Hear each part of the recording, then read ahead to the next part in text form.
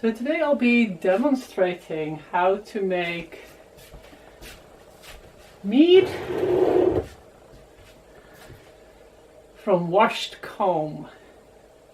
There is a comb. This is one that I did yesterday. You've combed it all broken apart, so all I had to do was wash it. And this way we can make mead, and we can reuse the honey that and comb that otherwise, like this, isn't able to be subtracted. Can't think of the right word. But the honey can't be taken out with the use of a honey extractor. Oh, extraction. The honey can't be extracted because this doesn't fit in the extractor. But we can use water and dilute. We can use dilution. And of course there's a little bit of a trick, because how do we know how strong it is? Well, that I'll show you guys. So first, what we do is we scrape the honey off the comb. And of course this is not the medieval way, because they didn't have Langstroth frames. What they did is they would have their comb grown free hanging in skeps, and it had little sticks on the top, and each stick would have free hanging comb, very similar to top bar hives, which is still a method of beekeeping used especially in third world countries who don't have the capital to buy all the very nice but having to be made with tools equipment. Top bar hives are really cheap, skep hives are really cheap. And they did not need to kill the complete hive to get the honey. They would kill hives, but that was because those hives that they didn't want to keep, but not because they wanted the honey. So keep that in mind, because that's sometimes a bit of a myth that goes around.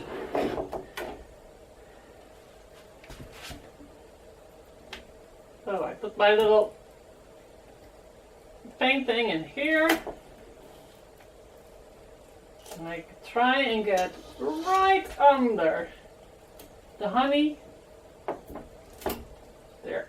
This is a special hive. This is as close as I can get to free comb, because this doesn't actually have an inner plastic, which is really cool.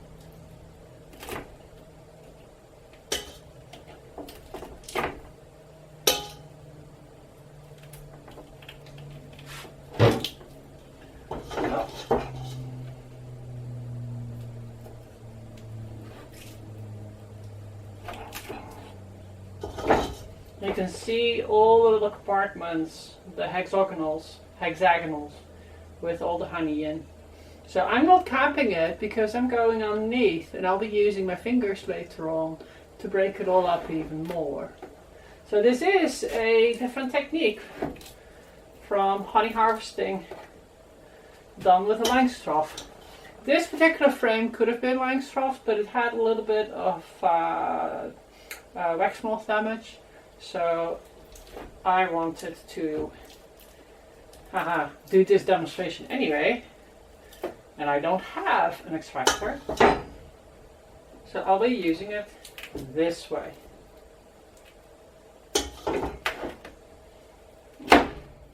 There we go.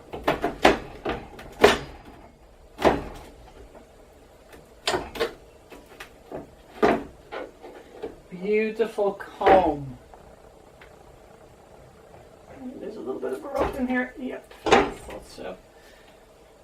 I was hoping to avoid it, but it didn't.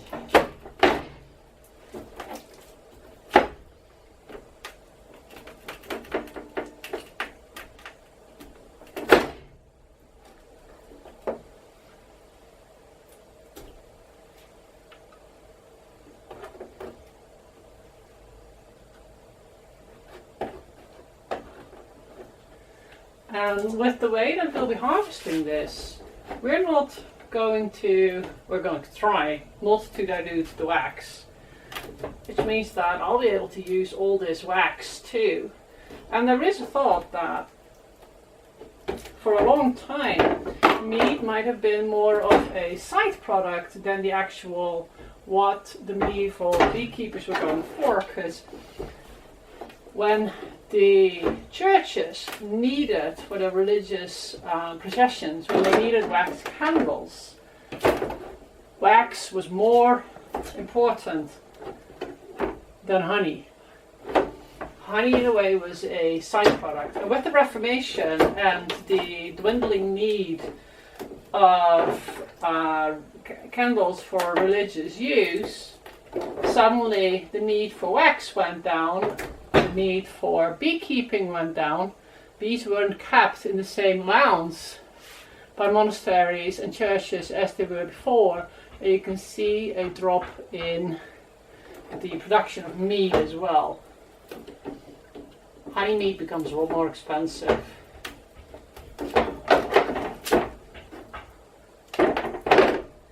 You can see how they're beautifully connected. And I've got crystallization in here as well, so I couldn't actually very easily have extracted this because of the crystallized honey. So also what I've used this method for is when I have a hive that died over winter and they still have honey in there because they didn't use up all their honey. But it's crystallized because it went through winter. Well, this is a way. I mean, you could give it back to your bees, but I've always had like 1 or 2 hives at a time because I have a huge field of corn up front, and whenever we find that whenever the corn is grown, I can't keep bees. They don't thrive, and if they don't thrive here in upstate New York, then they don't get through the winter. So I tend to have 1 hive, maybe 2 occasionally. So when they die, I don't have anybody to give my wax and my honey to. There was actually a honeycomb in there too. There.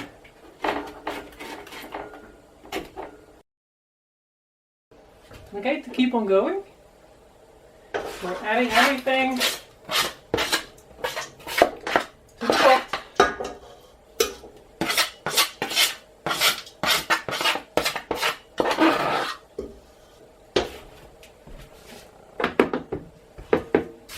As you can see, we've got a nice amount of comb in here. That'll be good. This will be strong.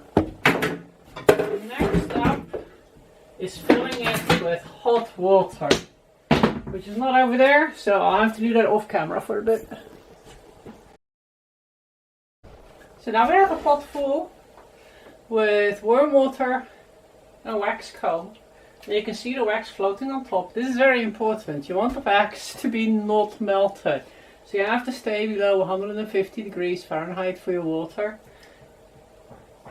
Honey likes to dilute in warm water, so I use like anything that doesn't hurt my hands, something that's nice and comfortable, like 120 degrees, something around there. This would kill regular yeast, but the endemic yeast in honey actually is a different type of yeast. It's an osmophilic yeast. It has a higher heat tolerance and it has a higher sugar tolerance. So if I would want to ferment with the endemic yeast, I also don't want to heat it so the wax melts. Because it's the same thing. You melt the wax, you have your wax in your mead, you don't want that. But also you kill your endemic yeast. So for now we're going to break this up. And this is boring.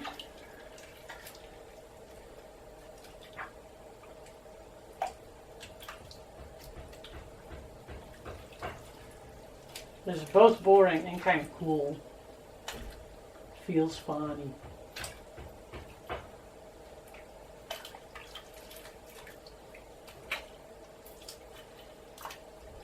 And there's a lot of crystallized sugar in here. So it'll take a little bit. So the different ways that honey was harvested, and I always found, like, envisioned it as different grades of honey, though it's got nothing to do with modern grades. But when a honey came out of the beehive, it would be broken out by hand from the top bars of the hive. So you have these big pieces of comb, but this is all unbroken, only the top is broken. So they would put all these bits and pieces of comb on a lattice work with a bucket underneath, and they would catch the honey that would drip out. It would also catch the honey that wasn't capped off yet. It didn't have a cap yet. That would be the honey that wasn't quite evaporated to the right strength yet. It didn't have quite the right density yet. That also ferments really quick. The bees hadn't done that yet because they were still evaporating it. That stuff would also drip out. That combination of broken up honey and the not quite there honey, the proto honey, is very rich in viable yeast. That would be called beforehand, and that would be very precious. It would be called the live honey. So when you see recipes asking for live honey, initially that meant the honey that came out all the way at the beginning. It was the most precious, and it would be able to start the mead. It would be able to be the fermentation starter. It was the source of yeast. Later on, if you look in Digby, the word live honey changed definition a little bit, and it still means high quality. So it did keep the high quality bit, but it didn't keep the yeast bit, and that's probably because by then, and we're talking 17th century, by then you could buy yeast. Yeast was widely available, and the recipes reflect that too. The early recipes, they don't say where the yeast comes from. They just say you add live honey, you boil your honey, and then you add your live honey at the end after boiling, and then you get mead. Well, that's because the live honey is where the fermentation comes from. And they might not actually have realized that, or they might have, it just doesn't reflect, it's not reflected in the recipes. Well, it's nice and broken up.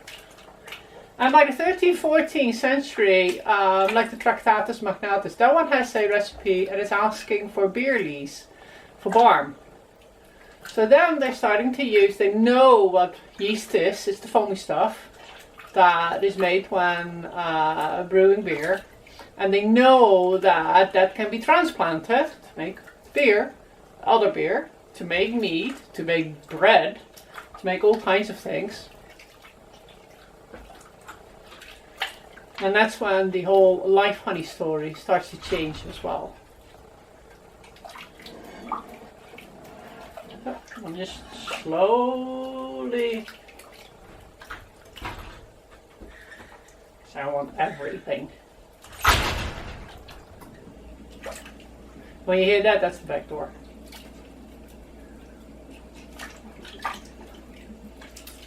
That's why I'm in here, so I'm not disrupted by the boys running back and forth.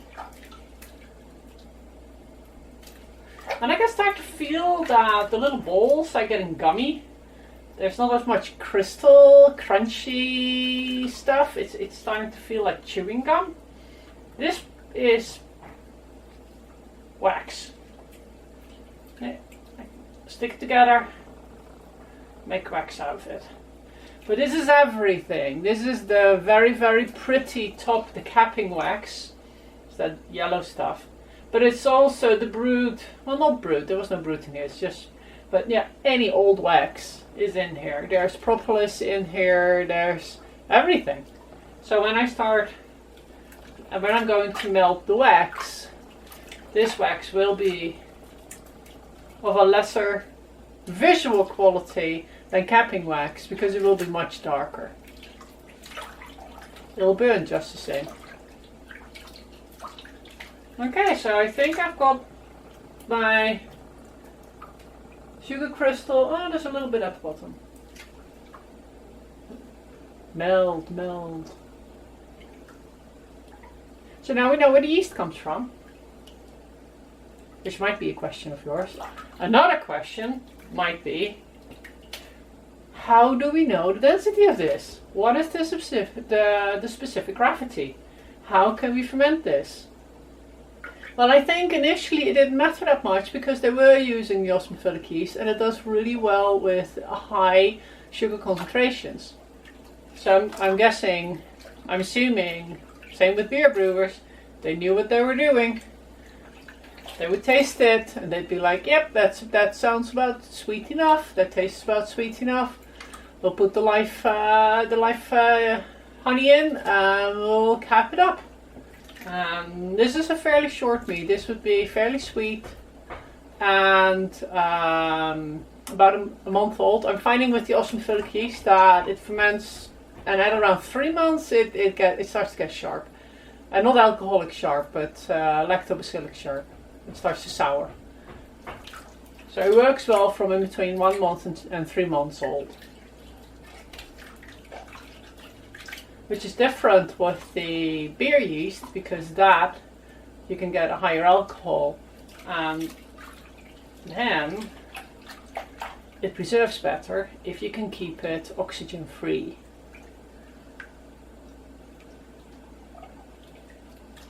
Osmophilic yeast is also a little bit less good at converting to alcohol, so it's much slower to go and it doesn't go as far. So it's a definite alcoholic fermentation yeast. It totally works. I've done it several times, but it's not as robust and it's not as high energy. It doesn't go as quick and it doesn't go as high, but man, it can take the high sugar level. So there was not really a need for a density test. But when they started using the barm, there was a need for a density test, because you get stalled fermentation if the sugar levels are too high. So you need to know what it is. Well, for that we need to go filter. So I'm going to wash my hands and I'll be back.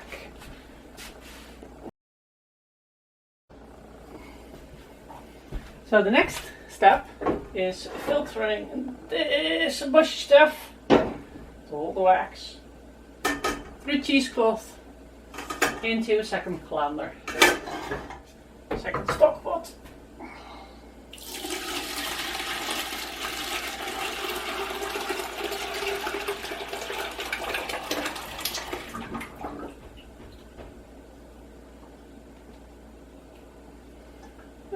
And there you go.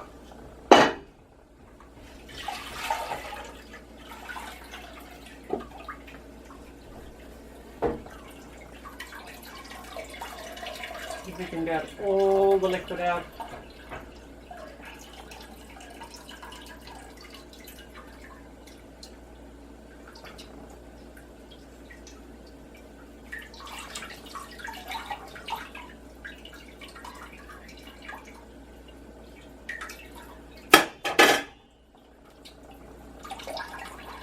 So another thing that was a grade was if this was squeezed or not.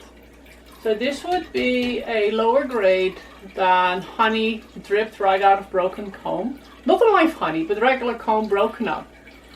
That would be the second best. Third best would be washed. Fourth best would be this stuff, if I would squeeze it. And Tusser, in his Perfect Husbandry, he is like, well, we need to be frugal, so we're going to squeeze this and make sure everything is used. And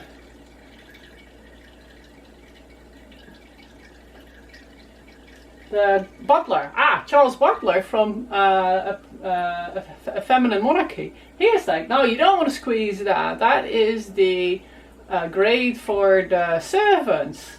We don't want to have that in. That's the bad stuff. We'll feed it to the servants downstairs, but we don't want to have that in there ourselves. I don't really care. Mead is mead. But this does have a lot of flavoring. And it's not a waxy flavoring per se. It is a propolis, a pollen, the wax, but then all the bee things, everything that goes on, all the flower stuff that happens, all the nectar, all the honey, it all is in the wax as well. So this makes a much spicier mead. than you would have when you have clean honey with no wax whatsoever. And having the wax in contact with warm water releases more of this spicy propolis pollen wax mixture. And that was also something. I have one recipe that is calling for a poignant, the spicy mead. And it really looks like what they're doing is they're boiling wax, heating wax, to make a spice to put back in a washed comb mead to make it really spicy. There are some regular pepper spices in there as well, but not enough to make a spicy mead. We would put much more in. And when I made it, I found that adding this through the boil was really good. But it also created problems because then you get particularized wax and it doesn't come out of your meat, it doesn't settle down, it goes up, it doesn't go down. So you can't easily rack it back off. So you gotta be a little careful. I'm not gonna boil this and put it back in. I found it too much of a hassle. Had also a bit of a weird mouthfeel. It was like your meat came with built-in lip balm. So keep that in mind. So this goes in with my other little bin. Leftover wax, and we'll be making wax out of that. Now, let's get this out of the way. So next is we need to figure out the density, and for that we're going to use an egg, nicely rounded. Get an average egg. Can't really, you never quite know exactly what the density is, but if you get an average egg in shape, is in diameter, in size, in weight, and in freshness, then at least you have those variables mostly constant. There are still variables in which chicken, how healthy it was, what it ate, if it was a summer egg or a winter egg. So there's tons of variables anyway, so you can't really go like, oh, I'll test a whole bunch and get the numbers and then just use those for any egg. It doesn't work like that. It is a natural product, there is variation. But the variation isn't that big. So first we're going to do is check our egg. And we want our egg to lay flat. And where I'm seeing this is a grocery egg, yeah, it pretty much, no, the point is a little higher. I think the butt is a little higher than the point. So I'm having a diagonal like that instead of this. So I need to adjust that. For that, when I stick it in there. Always check your water first. Now I'm going to put it in here. If this is the same density, the same specific gravity as water, it will go right down and have that same angle. But it isn't, because it's got a chocolate of sugar in. The honey is all diluted, it's all in here. So this will tell me how much by floating. The more particles in solution, the denser the liquid, the higher, the more floating it can give to the egg. And this is how I can see. This is actually period. And there. Oh my goodness, it's actually spot on. So, oh no, it's a little, yeah, I want it a little, so I'll put a little bit of water in. So over here at the last bit, my must is almost ready. Proof my egg. I put a little bit more water in.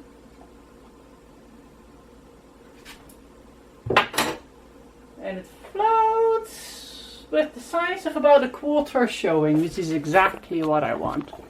And I'll show you.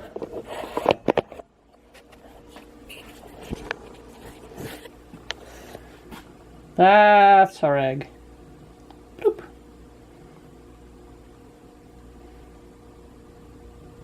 And we want it to be in this vertical. We don't want it to be floating like that. I've done that, but for that you need the osmophilic yeast. This is good for a sweet,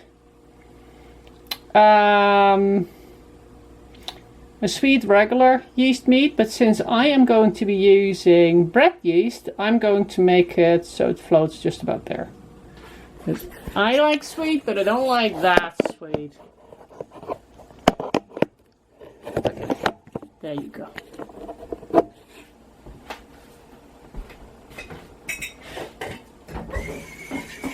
I got a little bit of clean warm water.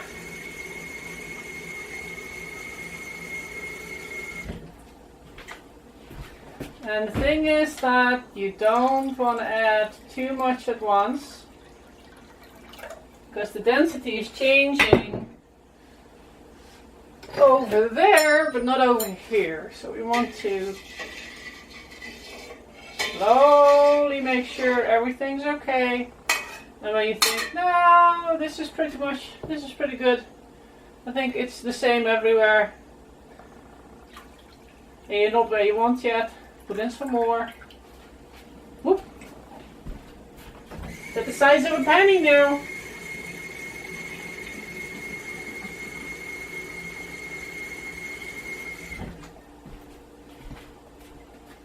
Yep. And a little more. So if you do go too far, all you have to do is add a little bit of honey, but don't add the honey like this. Add it already diluted, because if you put solid honey in, it's not changing the density, because it's not a solution. So you have to have it in solution before you add it, if you want to double check your density with the egg. Well, actually with any hydrometer.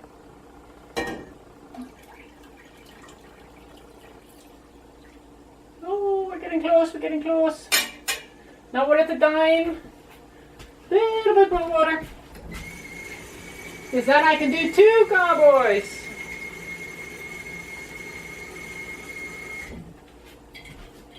And if you're thinking like, whoa, this actually worked out really well. How did she know? Well, I use this pot for brewing all the time. And I know there was about 10 pounds of honey in there. That's perfect.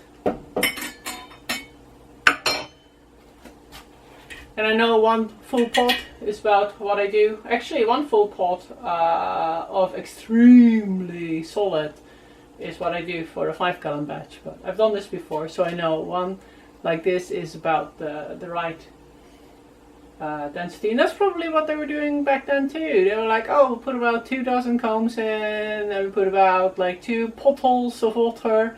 And that should be about that much, and we'll use the egg to fine tune it, and that's about it. They were not brewing commercial, reproducible, they were brewing enjoyable alcoholic.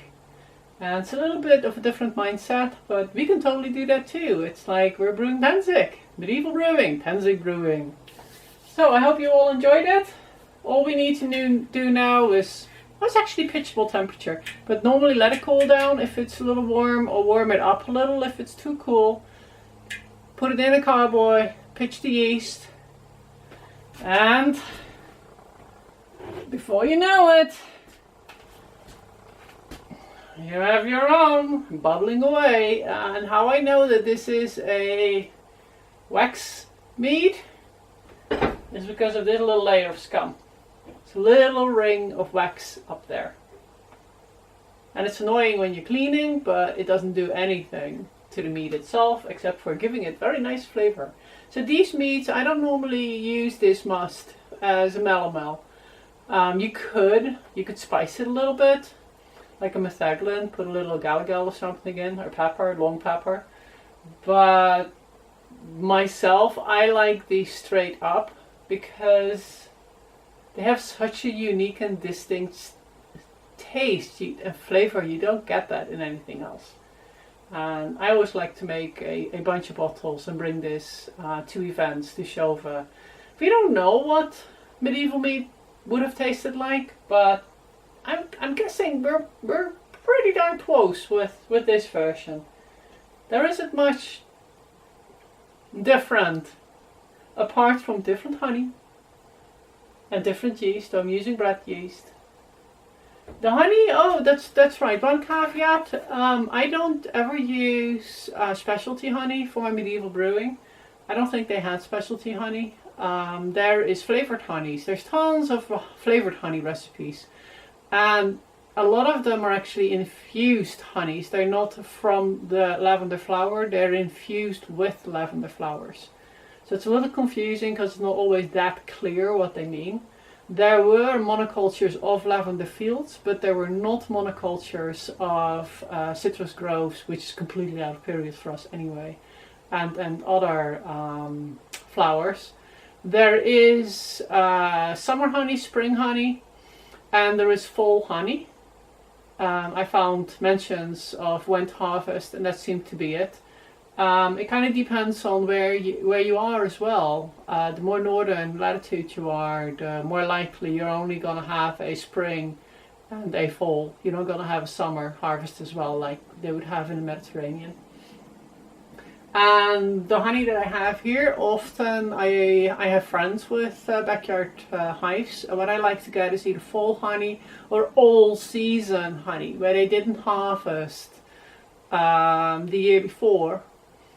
Or only harvest once a year, and the honey taste is so diverse in and of itself that doing that washed comb with a backyard source makes for phenomenal mead. So here's my stuff, my mead, my must.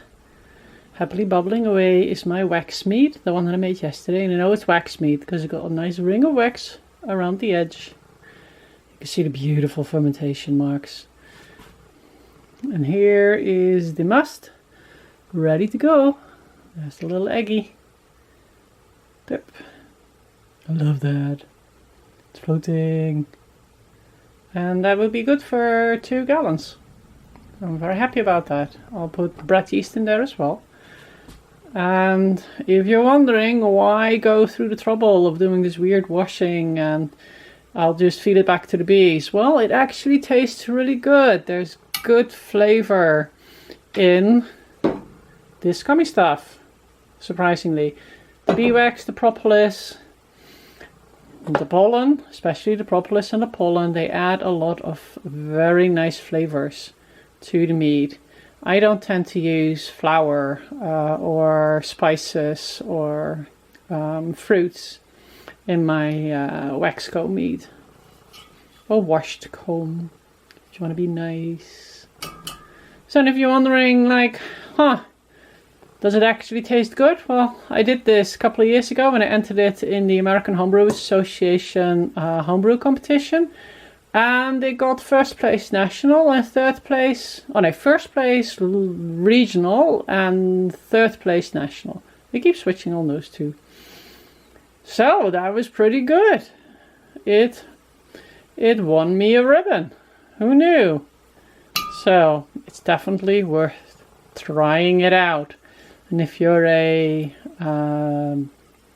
beekeeper or have friends with beekeeping, it is also very good for using those last bits and pieces. Like if your friend has bees and doesn't know what to do with the waxy cappings, with the wax cappings, just rinse them out and make some must. I found with a normal backyard amount that actually makes 1 or 2 gallons of mead. So you don't want to throw that down the sink. Everybody enjoy, and I think this might be about as closest to medieval mead as we can make it happen. So happy fermentation!